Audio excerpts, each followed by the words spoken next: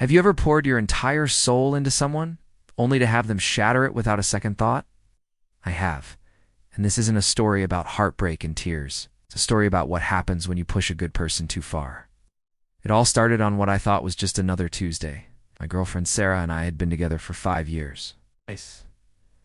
We were high school sweethearts, the couple everyone said was destined for the altar. We had a cozy apartment, a shared Netflix account, and a future that seemed as bright and certain as the morning sun. That Tuesday, I came home early from work, a bouquet of her favorite sunflowers in hand, planning to surprise her with dinner. I unlocked the door, a smile already on my face, but it froze instantly. There on our shoe rack next to my worn-out sneakers and her favorite boots was a pair of men's dress shoes I'd never seen before. They were expensive, polished to a mirror shine, and definitely not my size. My heart started pounding a frantic rhythm against my ribs. A cold dread washed over me. I crept down the hallway, every creak of the floorboards amplifying the silence. And then I heard it. Laughter. Not just her laughter, but a man's deep chuckle mixed in. They were coming from our bedroom. I stood outside the closed door, my hand hovering over the knob, my mind racing. Denial was my first instinct. Maybe it was her cousin, a friend from work. But my gut, that primal, honest part of you that never lies, knew better. I took a deep breath, twisted the knob, and pushed the door open. The scene that greeted me is burned into my memory forever. Sarah was there, in our bed, with a man I recognized instantly. It was Mark, my boss, the guy I looked up to, the one who had just given me a glowing performance review last week. They both froze, their eyes wide with shock. But what truly broke me wasn't the act itself. It was the look on Sarah's face. There was no shame, no remorse, no flicker of guilt. Just annoyance, as if I had rudely interrupted their private party. "What are you doing home so early?" she asked, her voice sharp, pulling a sheet up to cover herself. Mark just smirked, a smug, arrogant look on his face. He didn't even have the decency to look ashamed. He looked like he'd won. In that moment, something inside me snapped. The love I had for her, the 5 years of memories, it all evaporated and was replaced by a cold, hard resolve. I didn't yell. I didn't scream. I just looked at him. And then I slowly backed out of the room, closing the door behind me. I dropped the sunflowers on the floor and walked out of the apartment and out of our life without another word. For the next few days, I was a ghost. I stayed at a friend's place, ignoring the flood of texts and calls from Sarah. They ranged from feigned concern to outright anger. "Where are you? We need to talk. You can't just disappear." Not once did she say I'm sorry.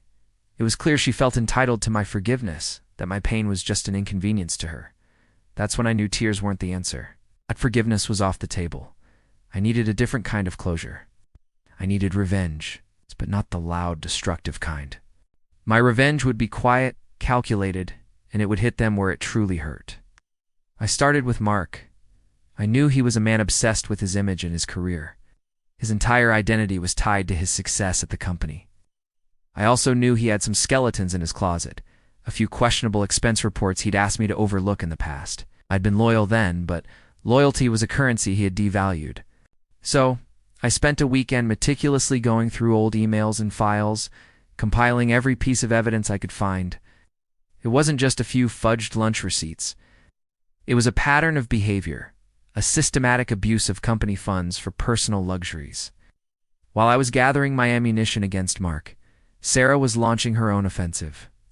She started telling our mutual friends that I was the one who had been distant, that I had emotional issues, and that she had simply sought comfort elsewhere. She was painting me as the villain to absolve herself. It was a masterful performance, and some people started to believe her. It hurt, but it also fueled my determination. They wanted to play dirty? Fine. I could play dirty too. My plan for Sarah was more personal. I knew her biggest dream was to open her own boutique bakery. She had a detailed business plan she'd been working on for years, a plan she had shared with me in confidence. She was about to present it to a group of local investors, a presentation that could make or break her dream. And I knew every single detail of that plan, its strengths, and more importantly, its weaknesses. The day of reckoning arrived. First, For Mark, I scheduled a meeting with HR and the company's vice president. I walked in, calm and professional, and laid out the evidence. I presented a clear, undeniable trail of his deceit. The VP's face grew darker with every document I showed him. Mark was called into the office. His smug look was gone, replaced by pure panic when he saw me sitting there. An internal investigation was launched, and within a week, Mark was fired. He lost his job, his reputation, and the respect he craved so much. His career was in shambles. Next, it was Sarah's turn. The night before her big investor meeting, I created a new, far more compelling business plan for a rival bakery concept. I used my knowledge of her plan to pinpoint its flaws and present a better alternative. I incorporated modern market trends she had overlooked and a more robust financial projection. I sent this new proposal anonymously to the lead investor, the one Sarah was most desperate to impress. I simply titled the email, "A More Profitable Alternative for Your Consideration." I wasn't at her presentation, but a friend who was there told me what happened. Sarah went through her pitch, confident and polished. But at the end, during the Q&A, the lead investor started asking pointed questions. Questions that directly mirrored the weaknesses I had highlighted in my anonymous proposal. He brought up concepts from the rival plan, asking why she hadn't considered them. Sarah was blindsided. She fumbled, she got defensive, and her confidence crumbled. The investors saw her lack of foresight and decided to pass on her project. Her dream, the one she had worked on for years, was deferred indefinitely. Some might say what I did was cruel. They might say I should have taken the high road. But the high road is for people who are shown remorse. I was shown arrogance and disrespect. They didn't just break my heart. They tried to break my spirit and ruin my reputation. I refused to let them. I didn't destroy their lives out of spite. I simply used the truth as a weapon. Mark's own greed led to his downfall, and Sarah's own short-sightedness cost her the investment. I just held up a mirror to their actions and let the consequences play out. In the end, I didn't find happiness in their misery. But I did find peace. I found the closure I needed to move on. I left that city, started a new job, and began rebuilding my life from the ground up. The experience taught me a valuable lesson.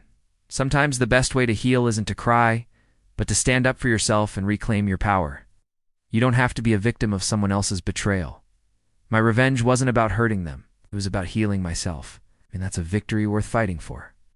Thanks for listening to my story. If you've ever been through something similar, know that you're not alone and your strength is greater than your pain. Don't forget to like and subscribe for more stories.